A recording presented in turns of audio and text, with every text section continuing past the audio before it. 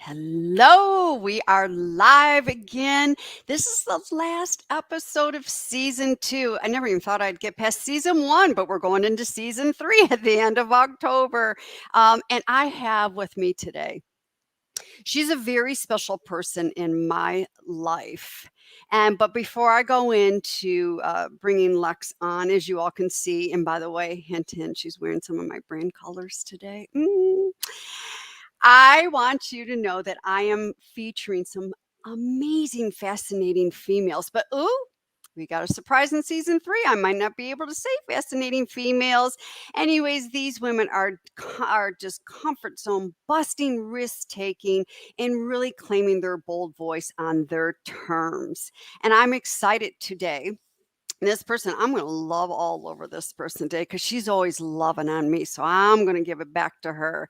Dubbed as a Moxie Maven by President Obama's White House Office of Public Engagement for her unique and effective approach for high stakes communication and leadership development, Alexia Vernon is a sought after advisor to executives, corporate teams, entrepreneurs, coaches, change makers, and emerging leaders who want to speak with an unshakable presence, sell their ideas, navigate daring conversations, develop high performing teams, advance their thought leadership, and make a lasting social impact.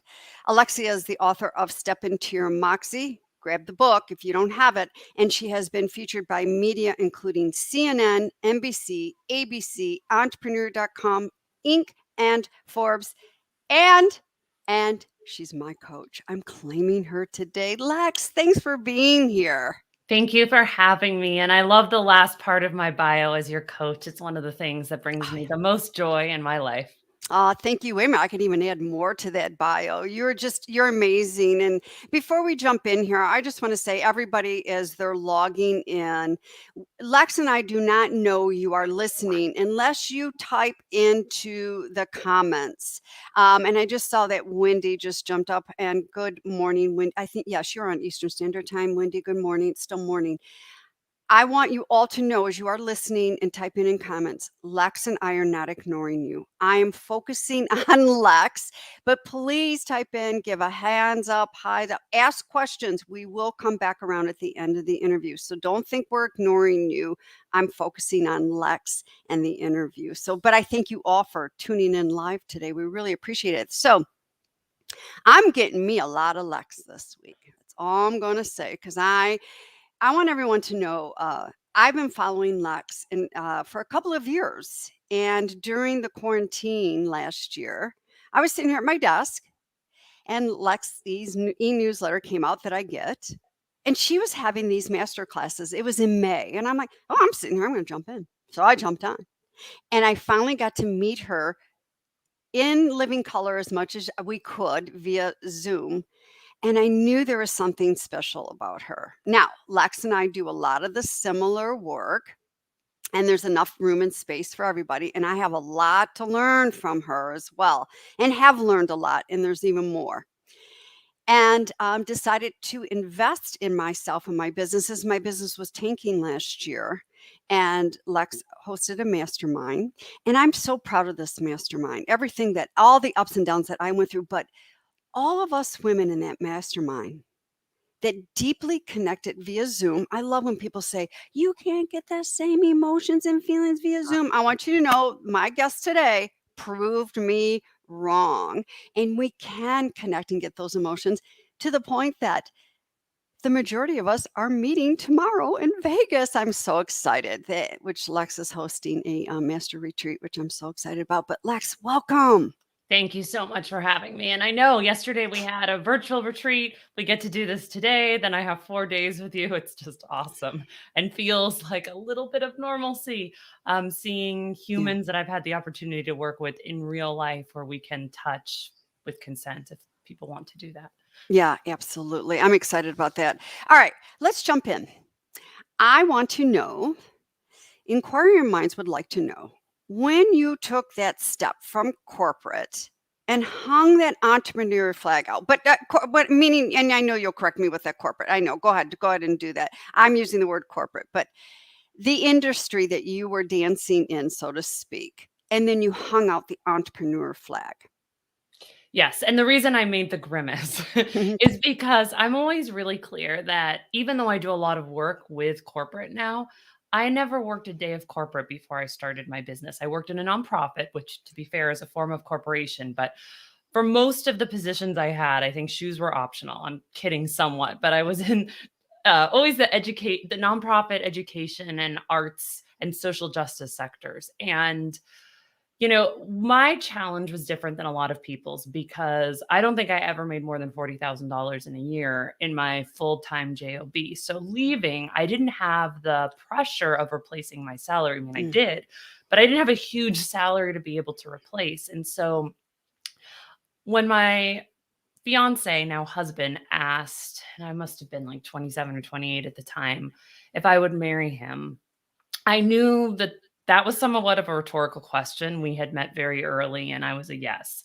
But it really prompted in me a much more pressing question I wanted to answer, which was who do I want to be by the time that I get married? Because I was absolutely under earning when I was making whatever I was making at the time, 30 something thousand dollars. I lived in New York City in an apartment that couldn't have been much bigger than my pinky nail. mm, We recently had a rat that we had tried to trap over the course of a couple weeks, and then my husband had to get rid of. Like, I felt like I don't wanna get married living paycheck to paycheck, having been born into a family with a lot of privilege, and I had to make a change, but I didn't know what that looked like. mhm, At the time, I had just started a coach training program thinking that it would be a rich tool for me to add into the work that I was doing, which at that point was around professional development for educators.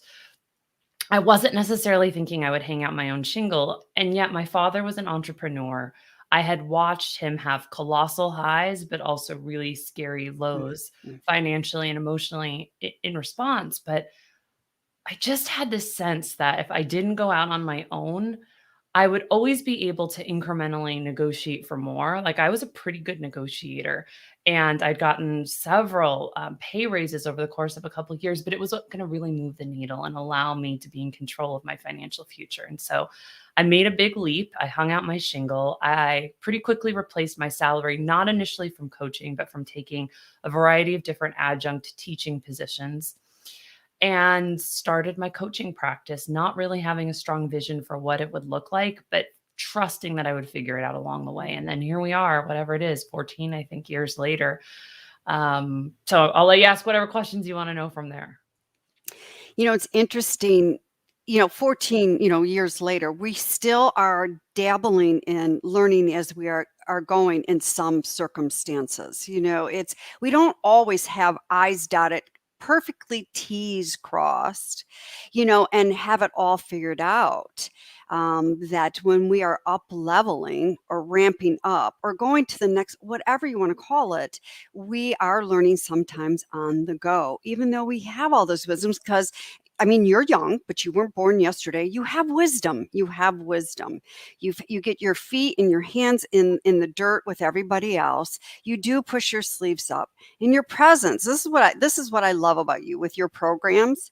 It's not, I'm going to buy something and it's all a bunch of I get lax.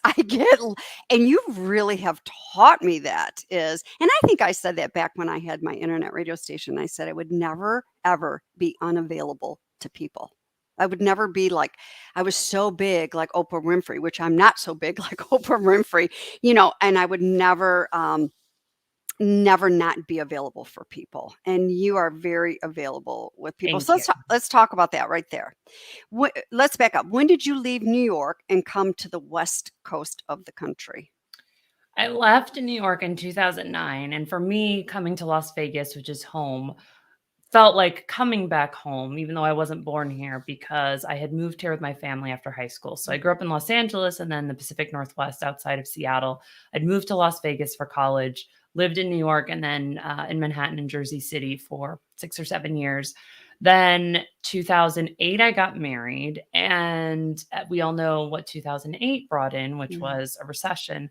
My family was in Las Vegas. They were in real estate. My mom went through a really hard time. And although I wasn't 100% sure I wanted to start a family, I had an inkling that I did, and I wanted to be closer to home before I did that. And when I moved here, it was a really rough time to uproot. So I am in the minority in that in my first 2 years in business, I did double the salary that I was making previously. But again, it was a really low salary. So I hadn't quite hit six figures, but a lot of my work was intersectional, meaning I Mm. was doing not only coaching, which at that time was by telephone, but still was virtual, but I was also doing a lot of face to face training. And I made the decision that I would travel back and forth to New York. And I was able to do that somewhat successfully. However, what happened was I wasn't able, no longer having face to face interactions with a lot of my network, to have new engagements happen. And so I really felt like I was returning to Las Vegas where I'd gone to college, but I was a women's studies major. I worked in the nonprofit sector here. It was a totally new network I needed to cultivate for the work that I was seeking to do. And so there were some rough times during that period. It took really another 2 years to have things click into place. And I always say that sometimes the moment that we think is going to break us down is the moment that actually breaks us through. And I remember landing what was supposed to be a six-figure corporate contract that actually was a mix of government money and corporate money. And my husband had finally recalibrated. He'd found his full-time job. We bought our first house, and it hadn't even been a month that we lived in our new home.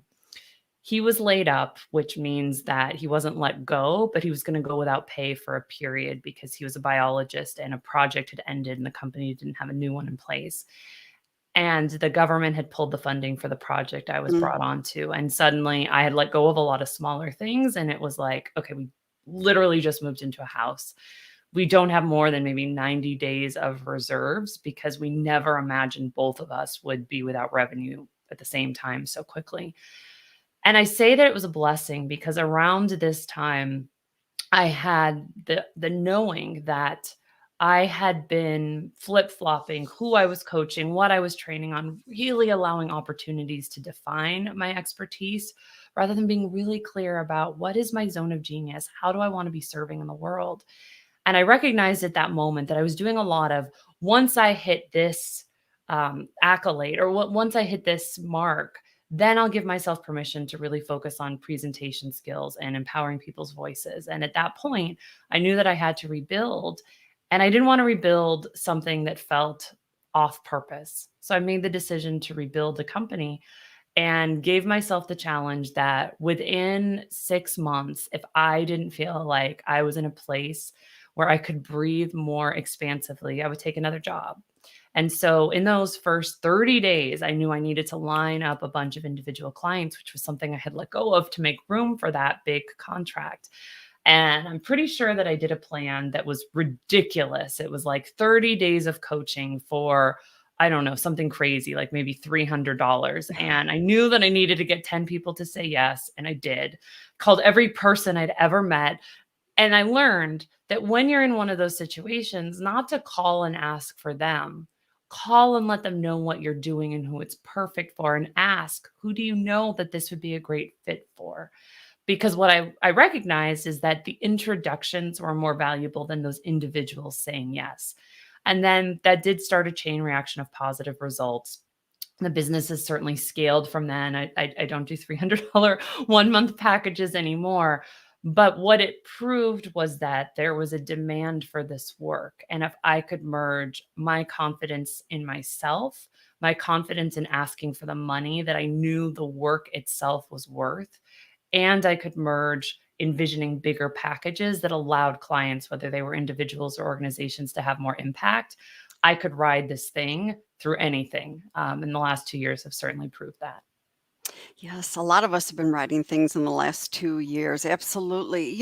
There's so much that you just gave, everyone listening right there, Lex, is first of all, I wanna pull out that there was some planning involved and some strong intentions, goals. All the ladies, everybody that's listening, call it whatever word you want, but it's that strategic planning. And then I heard the merging of the confidence in with what you were doing. There was a need for it, getting your confidence merged in. I'm paraphrasing a little bit here. The confidence being merged in here and getting all caught up with asking the pricing and the value and everything that you were offering. And I feel, in my opinion, a lot of women are still tap dancing around this, the lack of trust and worth and just and not planning and just it comes back to that shiny flashy object syndrome, jump jump jump. And then we have calendars that are so jam packed that if we have an unforeseen obstacle, like a couple of the things that you've experienced this past year with your surgery and then your mom's surgery, things like that. Or, God forbid, you have an adorable little girl catches a little sneezy cold and she's got to stay home. So these unforeseen obstacles, a flat tire driving down the street, aging. In my case, it's an aging parent, losing a parent earlier this year. We are so packed that when the stuff hits, we lose our voices. It's like we go into a spin and then we go down that rabbit hole. And then there goes our confidence out the door. There goes our esteem up in Can we smoke. talk about this for a minute? Yes, Because yes, yes. one of the things I've heard so many times over the last couple of years working on the individual side with a lot of coaches and consultants who are scaling their own businesses is in the moments where everything's clicking in place, I'm able to show up unapologetically. I'm able to ask for the money that I know the work is worth, Mhm, and I'm able to handle objections. However, when I have one of those days, typically in my personal life, that forces me to question things, I think that the fact I'm having a hard day, I'm crying, I'm cursing, I'm not showing up as my most empowered self is somehow an indicator that I'm an imposter. And if only my clients or prospects knew what was going on, they wouldn't respect me. They wouldn't want to work with me. And I want to call BS on that mhm, because what I have recognized in spades is that when we are able to be honest, now that doesn't mean that we show up, and honesty doesn't mean everybody's earned the right to hear every little detail of the struggle. But when we're able to narrate the highlights reel and show how we're navigating that struggle, that actually amplifies our credibility, our likability, and trust. It doesn't diminish it.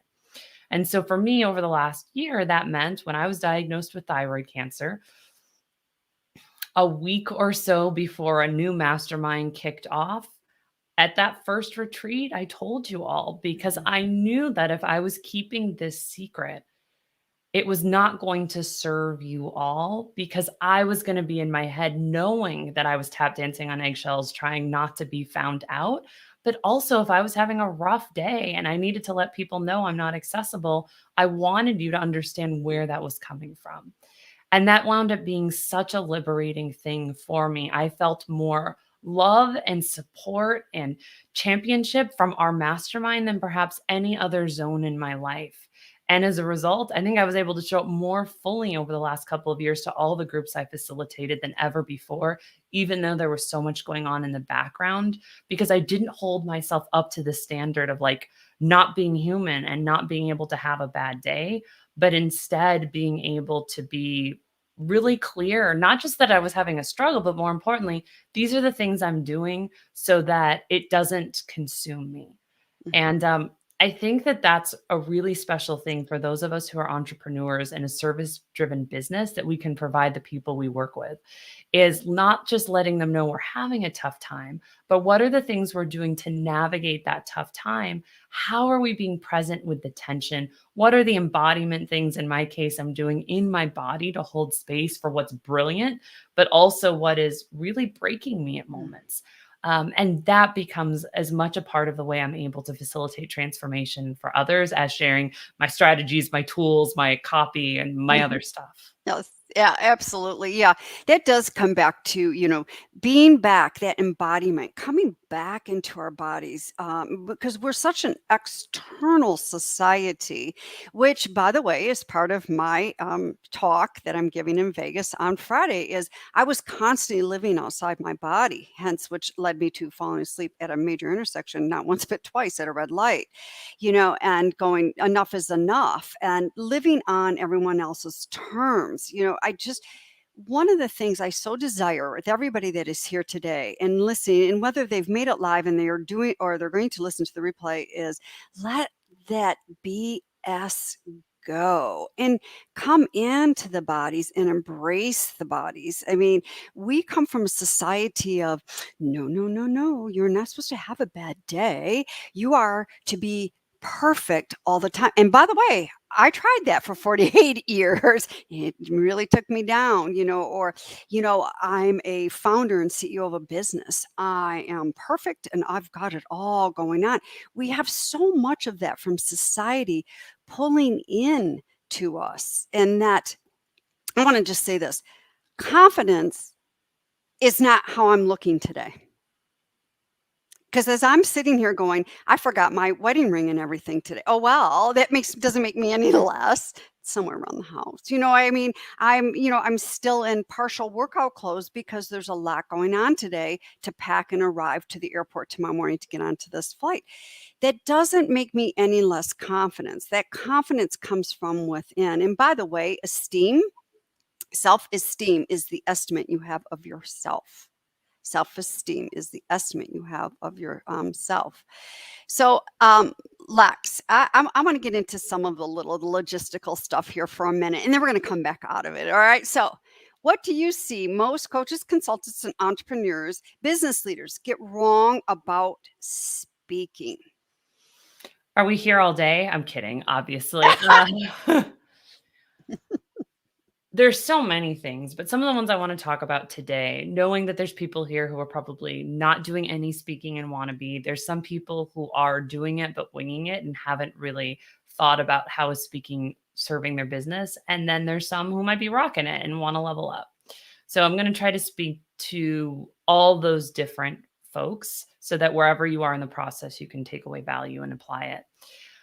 The one thing I see that almost crosses every single one of those categories is thinking about ourselves first rather than designing our speaking based on the audience we're going to speak with.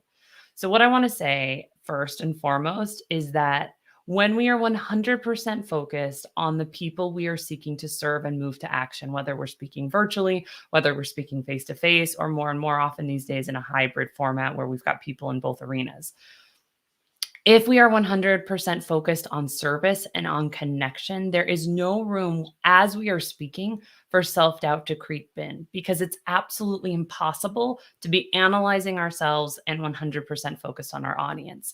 And so once we recognize that, it can really help us in real time remember that we can forget everything that we are going to say.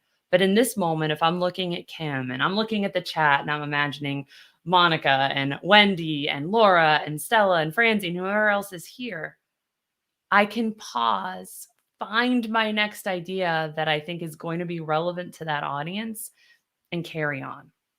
So that's one of the mistakes is hyper focusing on ourselves. Am I smart enough? Am I funny enough? Am I wearing the right color? Mhm. Do I have enough eyeliner? Rather than how can I be of service to these people who are giving me the gift of their attention? And if I focus on that, I won't get it wrong. Number two, we often, when we're creating our content, start at the beginning rather than focusing with the end in mind. So, you know this, that I Yes. really try to drive home that whether we're speaking for 5 minutes or 5 hours or 5 days, begin with what that call to action is. And I don't mean join my list, sign up for my certification program, join my mastermind. I don't mean that. What is the ideal outcome for that person in your audience? Is it that you want them to recognize, and I want you all to recognize this, that if you know that your ideas can positively or perhaps radically improve people's lives, it's not just an opportunity, it's a responsibility to choose visibility opportunities and speak. Like if that's my end goal, then I'm going to think about what are the things that I'm saying that lead up to that on a moment to moment basis that's going to have the highest likelihood of being able to drive people to take that desired action, which, spoiler alert, it's for you to pursue visibility opportunities. And I know that's the same goal for Kim. And then a third thing I want to point out is that oftentimes we forget when we are positioning ourselves to speak. We are not auditioning for our audiences in our pitches or in our phone calls. We're trying to win over that event organizer, that corporate decision maker, that meeting planner, whomever it is that's deciding, should I take a risk and book this person for my Mhm. audience? And so we need to be speaking really precisely to the thoughts and the feelings that that decision maker has.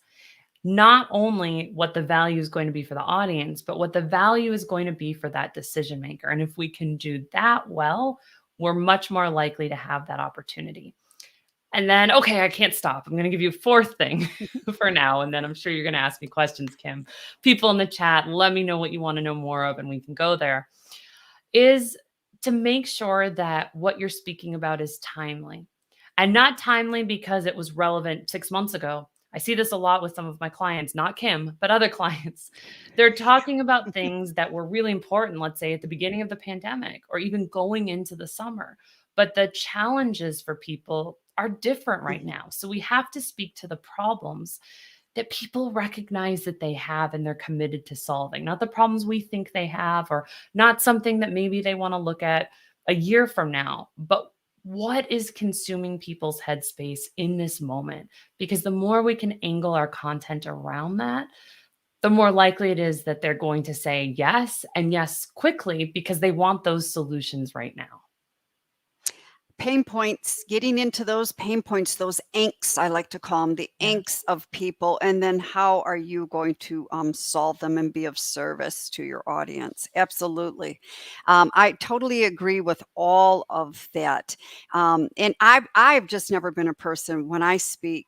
It has always been indefinite. I don't go to the timely like, okay, well, before pandemic, and here we are. And I even I delivered a keynote during the pandemic. I did it here in my office standing because I was at that point tired of sitting. Wasn't even anything about the pandemic. I just never led into that. No disrespect of what people were going through during the pandemic. And as we're coming out of all of this and getting back to more of a normalcy, so to speak. But those are all phenomenal, great points. And I hope everybody listening goes back to the replay and replays all those and starts implementing them. I'm going to claim this, Lex, as a very biased opinion, and I'll form this into a question. Do you feel that every coach, consultant, a service provider person, a thought leader, a change maker needs to be speaking? Yes. And what that looks like for each person can be different. Yes. And that's the part that I want to underscore, that if you are hiding out and not being visible, how can you, as a coach or as a consultant, help other people claim their voice and use it in the world if you're not modeling that for yourself? Now, where I want to give people permission to play and find their right medium is that some people, and we know some of these women who are in our community, love podcasts and they don't love being on camera, but they can rock and roll on podcasts. They can help Mhm. people get to see them and they can call people to take action. And that's all they need to be doing. Now, there are others like you, Kim, who thrive on video, who love being on LinkedIn or Facebook or Instagram or putting together their own show, and that's their home zone. There are others like me who love doing traditional talks and keynotes and also interactive workshops. The key is that you figure out what's going to work for you, because if it doesn't work for you and it makes you sweaty, not in the way that's scare-citing, where it feels like, oh, this is asking me to step more fully into the thought leader I'm supposed to be, but just purely scary, where you don't want to do it, you kvetch to yourself that it's horrible, then you're never going to do it. So it's about finding the medium where it works for you, and it's a right medium where the audience you're Mhm. seeking to speak to is going to show up. So I'll give you an example that if you love going live on video, But let's say you're speaking to an audience that doesn't hang out on social media, that's a problem. You might need to pivot and consider speaking aloud and recording yourself and having that transcribed, but showing up on writing articles for Forbes or Entrepreneur or Harvard Business Review if that's where your audience is. So speaking can be where people are seeing us, where people are hearing us. But for me, speaking can also be writing. Maybe you have a newsletter list, but it's really important that you're not speaking just to speak. The goal is to engage and to get into conversations with the people who could be potential clients. And it's important to figure out where those people are to make sure that you're not just speaking out and no one's listening, but that there's actual engagement that's coming from the speaking that you're doing. And wearing that curiosity question hat as well when you are trying to get engaging and not trying, but are attempting that engagement. And make sure and go ahead, Lex, you can say something after I say this. And make sure you have a strong call to action. Go ahead.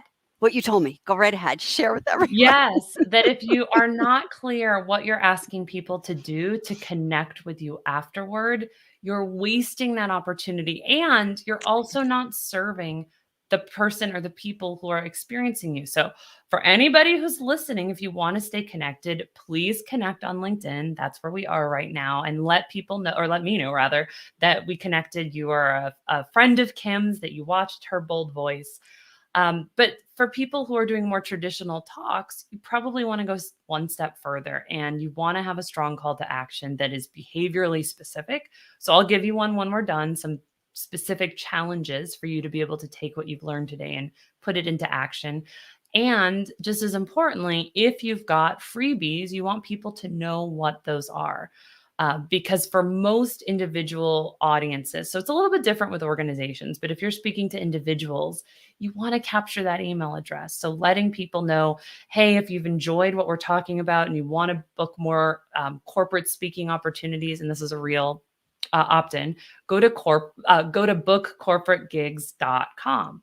And if you're doing a formal presentation, you might have that up on a slide. You might text to have people opt in.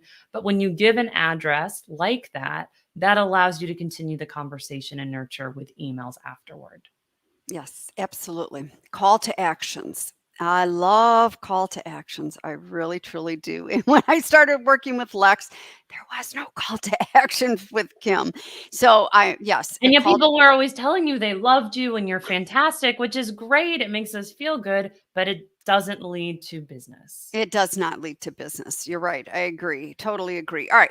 We did some of the logistical stuff here. I want to come back around to the personal stuff because you are my beautiful woman of wisdom, and you have really have stepped into your moxylicious bold voice, and you've had to do a lot of stepping of things to, as I like to say, pull the walls down, break some of those walls down so that you can get up over it. So take us back that day when you were a young girl.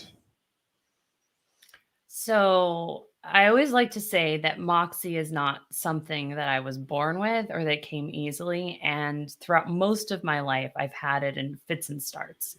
But one of the first times that I can remember stepping into my moxie, I was 4 years old and it was Christmas. And my dad, as I mentioned, was an entrepreneur, a big personality. And so every holiday he would have every person he knew, it felt like, over to our house, which my mother did not love. But, family, friends, lots of employees who didn't have a place to go, neighbors, and so forth. And this particular Christmas, everybody had gone home and my parents were asleep in their bedroom. And I was asleep in my room feeling really awful because I had made a promise to a family member that night to keep a secret. And although this was back before that expression, snitches get stitches, I still had a sense that if I used my voice, there would be consequences. But at the same time, I knew if I didn't use my voice, there would also be consequences. And so I prayed. And ultimately, I felt that sense of deep knowing that I had to say something. And so I got up out of bed. I walked across the hall to my parents' bedroom. I woke my mom up and I told her what I know as a parent is probably the worst thing a parent could ever hear, Mm, that I was being sexually abused by another family member. And Kim knows the story. I share it in my book. It's a story I'm pretty comfortable talking about for a few reasons. Number one, I wish that I could tell you that that laid the foundation for a lifetime of speaking up, but it didn't. Although I had family members, my mom being the perfect example, who believed every word of what I said and did what was needed to help me heal, this happened in my family. And so there was a whole section of my family that was not prepared for the difficulty of that revelation, who felt like believing me meant that they would have to turn their back on this other family member. And so there was a lot of gaslighting that has happened throughout most of my life, where there are people who are still trying to convince me that what I remember did not happen in the way mm, that I remember it. And other family members who have um, completely denied that I'm even a family member. But the other reason that I share this story and why I love it so much is because for years I couldn't figure out why I did speak up when we know that so many children mm, don't. So, around the time of my daughter's birth, my mom and I were going through old memorabilia, photo albums, and so forth. And I stumbled upon this article that was ripped from a parenting magazine. And there were notes in the article, and the article was about how do you talk to your child about what constitutes safe touch.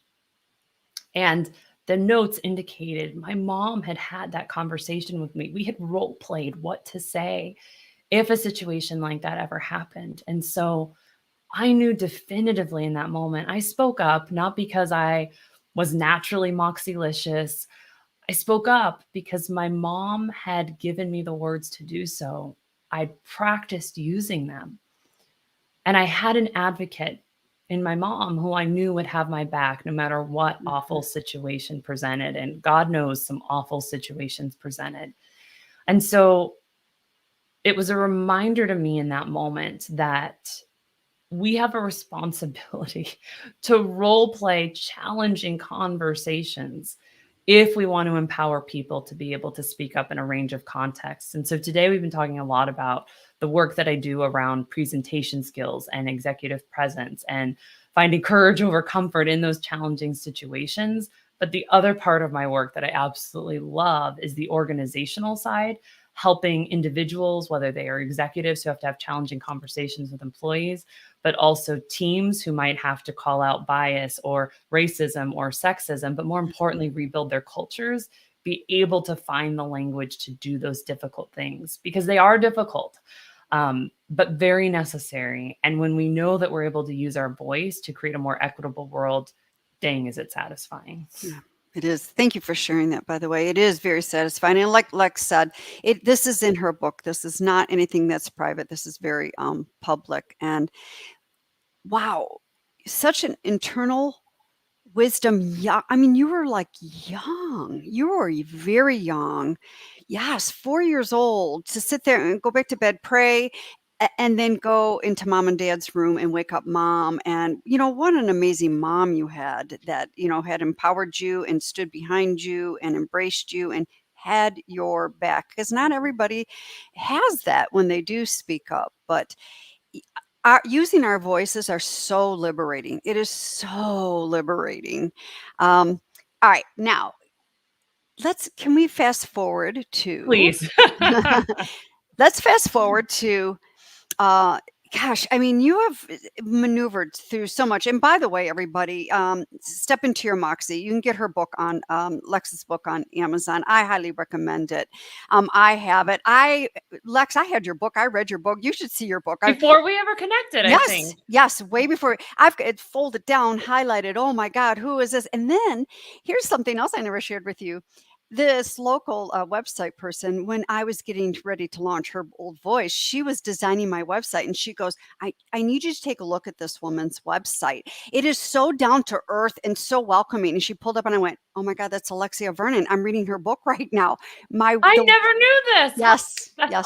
awesome. Yes. And, and then I had some photographers when we were doing some professional pictures showed up with, here's a megaphone. You've got to use a megaphone. And I'm like, do you know this woman I follow? She has done that. She's going to think I'm copying her. But it was so interesting, the branding and the energy that these people caught on. But yes, I was reading your book when all that was going on. I've known you for a few years before connecting. So let's fast forward. You did share with us that thyroid cancer. Good Lord, woman, this is your voice. This Yeah, is you can throat see. I'm chakra. actually sad it's almost gone. So I had the surgery June 9th, but Mhm, like I ab I absolutely love my scar mm, because it's just a reminder of so many moments of persevering and speaking up even when it felt like it would be so much easier to stay mum. yeah, And I kind of think I know what you might be asking me, which is so I came home, recuperated, and not even 60 days later, my mom needed the exact same surgery. And mm, so I had chosen to have the surgery out of state to be able to go to the Clayman Thyroid Center because I knew that I would be able to get exceptional and very patient centered, loving, tender care. And my mom had come with me because with COVID and having a young child who was not able to get vaccinated, it just made sense for my husband to stay home with her. And so my mom came with me, and she had gone through genetic testing in the last year, somewhat simultaneous to my diagnosis. And so she knew she carried a gene called the RET gene. I want to make sure I get this correct. So if anyone's listening and they have a similar situation, they know how serious this can be. And she specifically had MEN2 syndrome, which means you have a high likelihood of having a different thyroid cancer than what I had, called medullary thyroid cancer, and a high rate of pheochromocytomas, which are these little adrenal gland tumors that are usually benign, but they release medinephrines, which gives you a high risk of stroke. So my mom knew at the same time she'd already had pheochromocytomas and that she now had another one. And so she got evaluated, and they made the recommendation at the Clayman Center for her to have a full prophylactic thyroidectomy and with a partner in the practice to have her adrenal tumors removed. And so I made the mm, decision to fly back to Florida with her for her surgery.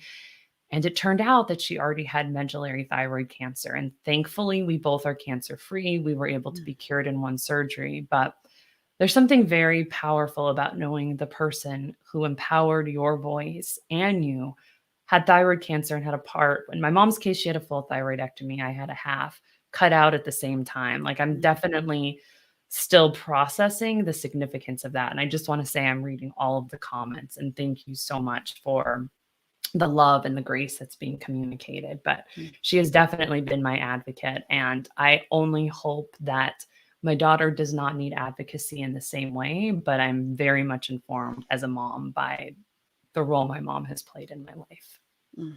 It's so nice to have such a beautiful, strong role model. And I know you are very close with your mom and things like that. So, in this whole process of when you got your diagnosis to actually first surgeon and then finding and going to Florida, you had some pretty darn bold moments in there. And share with Yeah. us some one or two of those moments that you had to help you embrace your beautiful, imperfect self as you were on this journey and still running your business and showing up for all of us.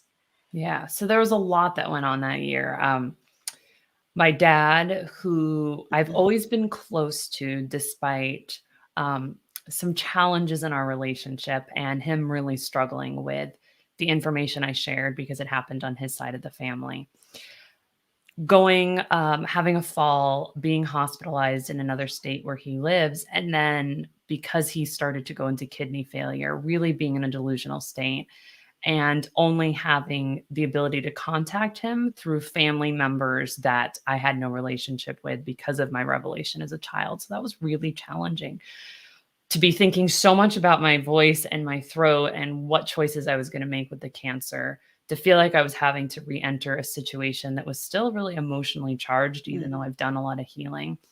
And then to have the surgeon I was planning to go through surgery with be so toxic. And again, I'm still kind of working through the trauma of that Yeah. experience, but from being yelled at, from being shamed, from asking too many questions, from being told that he was the decider. And if I was going to have surgery with him, I needed to do what he said. Um, to also being just told some really ugly things, having other patients' private information shared in front of me, and realizing that even though he was the best surgeon where I live and the only person who probably I should be going to for this surgery if I wanted minimum likelihood of hoarseness, which I had already been experiencing, and just deciding it is inconvenient, but I'm going to extricate myself from this situation and find another provider. Now, one of the things I don't often talk about, and I want to because I'm thinking about a conversation that came up, Kim, yesterday in Legacy, our brain trust. I never spoke up to that doctor in the room and told him how wildly inappropriate he was behaving because I knew it wasn't safe to.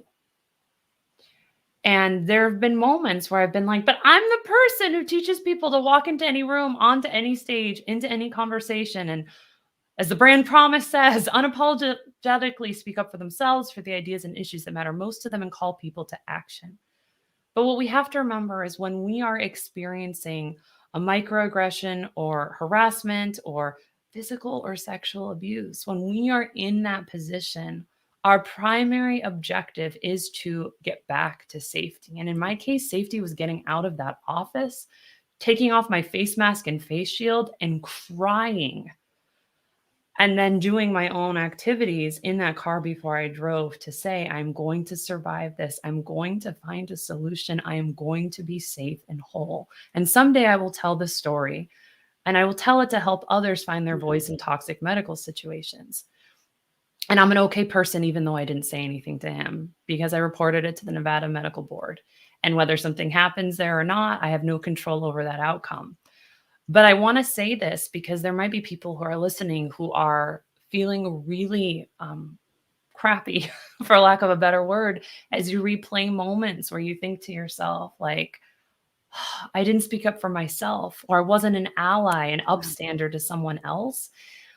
And what I know with absolute certainty is when we replay those moments where we feel like we didn't have enough moxie and we embarrass ourselves or we shame ourselves, that is not going to drive moxie in the future. Sometimes we did what we did because we had to survive. But if we can learn from that and look at what can I do moving forward to advance moxie for others, that's how we can pay it forward. That's how we can learn and that's how we can grow. Yes, and that's and letting go of the regrets from not, in that case, speaking up. And again, I've always say we have a voice, and our voice is meant to be boldly, beautifully used, but make sure it is a safe environment. And not everybody in all environments and not everybody is going to be open to hear what you have to bring to the table.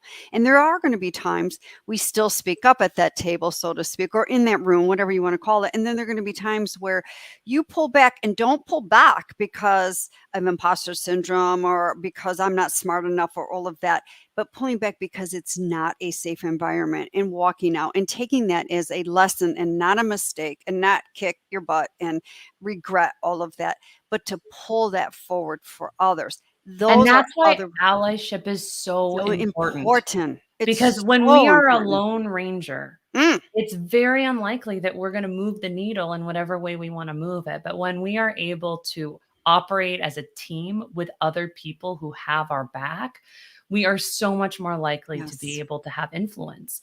And particularly for those who might be listening, thinking about who is the most marginalized person in a challenging situation. And if we have more power because of our role, our title, our race, our sex, our ability, whatever it is, we have less to lose by going to bat for that person who's experiencing marginalization. And that person who might be the only because of some identity marker has everything to lose. Mhm. And so that's one of the things I'm striving to really move through life asking is how can I use my power and privilege, not to be a savior, but to advance someone else's voice, to let them be the person with a microphone in hand, literally or metaphorically. But I can think about so many times in my life where, dang, I would have done anything to have had an advocate. Thinking more professionally, because personally, thankfully, I had my mom, I had her sister, my aunt. I've had an amazing partner who's been in my corner through everything. But when I think about, I didn't have a long career professionally before I hung out my shingle, but there have definitely been moments where it felt like I didn't have someone in my corner and I could have Mhm. had so much more influence if I did. It's so important to have that community. I talk about that a lot, that community, as opposed to taking on, I've got this, I can do this myself. By the way, everybody, listen in. That's the hag in the attic. That's that inner critic talking, keeping you down, keeping you small. It is so important to have people in your back corner. And I mean, part of my community, I have a whole mastermind of sisters that are in my community. I have Lex, who's in my community. And I have so many more. I have a lot of these women that are chiming in today are part of my community. And it's so beautiful to be able to have each other's backs, to uplift, elevate, to put that metaphoric net out there. And it's not like you said, save people, but hey, sister, you know what? I got you if you fall. I got a little bit of neosporin over here. And if you want something a little bit more organic, I'm sure I can get that for you as well. And wait a minute, when we're all done with the tears and the snots and everything, and we've cleansed, I will get you the best, softest box of Kleenex as well. That is a beautiful community. And also, the community is also when we've had successes. They're there with the pom poms cheering us on, going, yes, yes, yes. So that community is so, so, so important. You, Lex, have been through so much this past year, with this diagnosis and your mom, and then the trip back and forth to Florida and everything like that. And you've been such a pillar of strength, Thank you. a beautiful authenticity, because I remember there, in our mastermind, you would share a couple of things, because this is a concern when you're a speaking coach, and not to mention a beautiful female human being who speaks up for these marginalized voices, or who is teaching all of us to speak up as well. This is very scary. This is not scary saying, this is freaking scary, to have that. And you did share, oh my gosh, my voice, but it was so beautiful. I'll never forget when you said, this is my voice, and this is something that's being shown to me, and it's telling me something. So what more work do I have to do? I loved it. All right. So Lex, I can go on for hours, you know that. But I know there's a conference here in the very near future that I'm sure that you have to get ready a Couple little bit, things. a couple of things. And I do too, a couple of things. Talk Share with us those moments, those strong, bold moments, and share with all these women listening one thing that they could do when we are done today to take that bold, moxylicious step. I appreciate the question because I strive never to get off of an experience without sending a specific challenge. And given where we've gone today, I want to invite everyone who's here right now to think about the legacy that you want to leave behind. And I say that because oftentimes we think of legacy of this thing in the future. And I'd encourage you to think about, how do you want to be celebrated and remembered? I know for me, I don't want to be celebrated as she worked 6 days a week. I don't want to be celebrated as that person who sacrificed herself for the work. I want to be celebrated and remembered as that person who made it okay to feel scared and speak up anyway. But if you think about that way that you want to be remembered, what's one thing you're doing that's getting yourself in the way of that impact? Maybe it's not pitching. Maybe it's not enrolling more people to be partners or affiliates or champions. Maybe it's that you're still hustling for approval when you do show up to Mm. visibility opportunities, rather than really speaking to the conversation in the head and the heart of the people you're speaking to. But if you would pick one thing, And I would love it for accountability if you would put it in the chat, or if it feels private and you prefer to private message it to me and to Kim on LinkedIn, that's great. But to really make it a declaration and not just something you're going to do because this woman Lex told you to do it, but rather to see it as integral to leaving the legacy that you were put here to leave and to live into. Because as I said a little bit earlier, if you know that your voice can positively, maybe really radically improve people's lives, Mm. businesses, careers, health, sales process, whatever it is, then it's not only an opportunity, it's a responsibility to level up, to amplify your voice, your visibility, and your influence. And I would love to be a partner for you in that by helping you just name it today. So, ladies, you heard Lex. Go ahead. I want to start seeing some of these comments on this LinkedIn Live. And both her and I will be going back around and checking in too as well after the show. Lex. Oh, and that's such a great one too, that legacy, because you know that word legacy is thrown around a lot to people. What do you want to leave? What's your legacy? What do you want? And a lot of people struggle with that. It's almost like, here, can you bite the turkey all in one bite? And that's not what we're asking. No. Carve it down, sisters, carve it down. And what is that legacy? So go ahead and start putting some comments in there. All right, Lex, what is up your beautiful red sleeveless top? What do you got up Some your grooming sleeve? that needs to happen before tomorrow.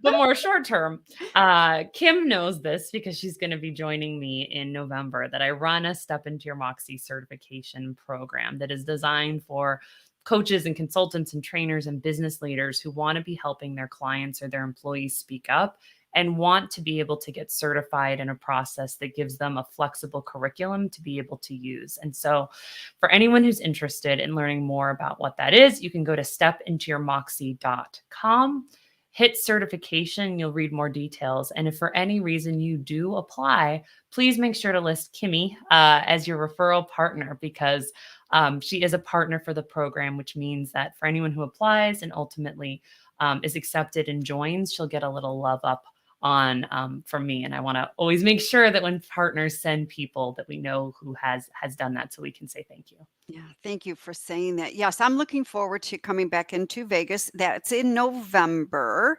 So, for those of you out there, here's one of the things I hear a couple of my clients are stepping into that coaching arena. This is a great opportunity to get certified.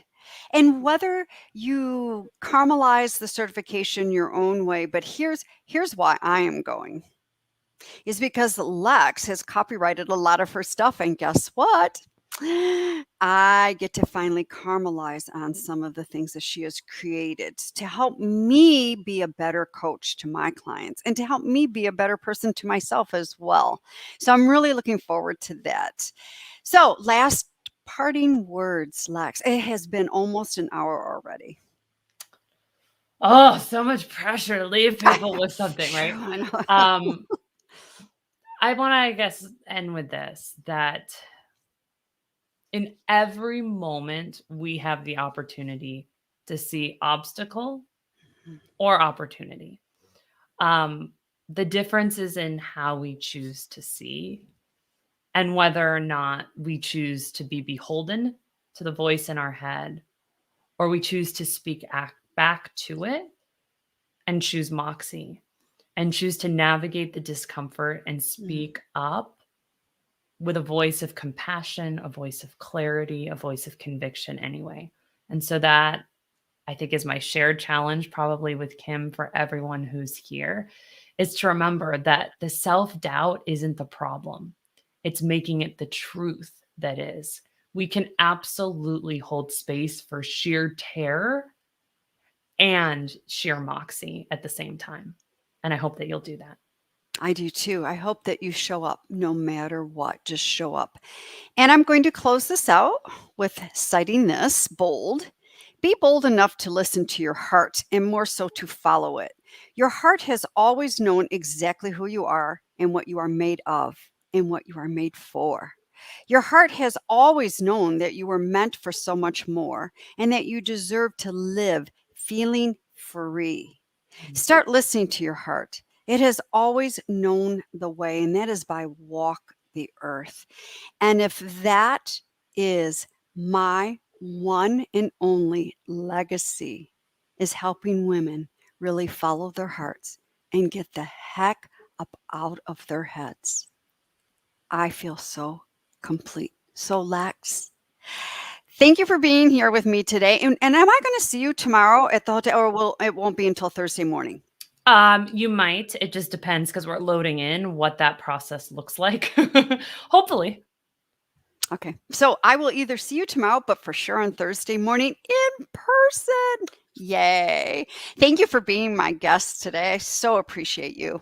Thank you for inviting me, and it's been a joy to watch the engagement that's been happening during this. You have an amazing community that I feel so honored to be invited into. Thank you. I'm very blessed. I'm seeing all these women popping up. I'm very, very blessed. And I want to thank everyone for joining us today. We will be swinging back around and commenting on the beautiful comments and that you all have left, everybody. Thank you so much. Season 3 will start at the end of October. And that first episode, I've got a curve in there and a surprise. So I hope you all swing back around for season 3. Make it a wonderful September. We'll see you soon. Bye, everybody.